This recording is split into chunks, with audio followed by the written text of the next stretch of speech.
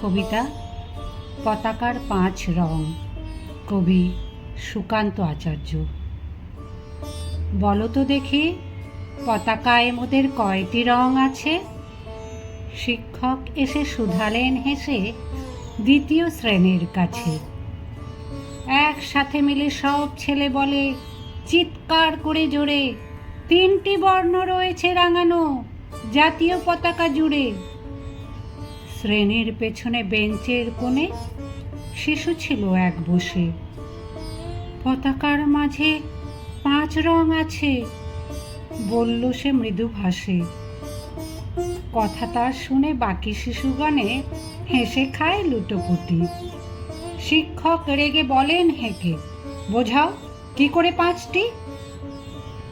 মাথা নিচু করে ভয়ার্ত স্বরে সরল শিশুটি বলে, ওপরে গেরুয়া, মাঝখানে সাদা, সবুজ আছে তার তলে, আর আছে আঁকা গোলাকার চাকা, নীল রং আছে এতে। শিক্ষক বলে, এটিকে ধরলে তবুও হচ্ছে 4টে। অবোধ শিশুটি বলল তখন, রং আছে আর এক, লাল লাল ছোপ দাগ দেখা যায় ওই পতাকার মাঝে। বাবাকে যখন আনলে ওরা কফিনের ঢাকা খুলে, জড়ানো রয়েছে দেহখানা তার পতাকার ফুলে। রক্তের দাগে ছিল লাল ছোপ ওই পতাকার মাঝে। এই নিয়ে মোট হলো 5টি, এবার তো ঠিক আছে।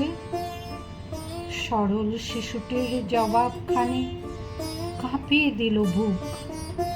অশ্রু এলো নয়ন ভরে, শুকনো হলো মুখ।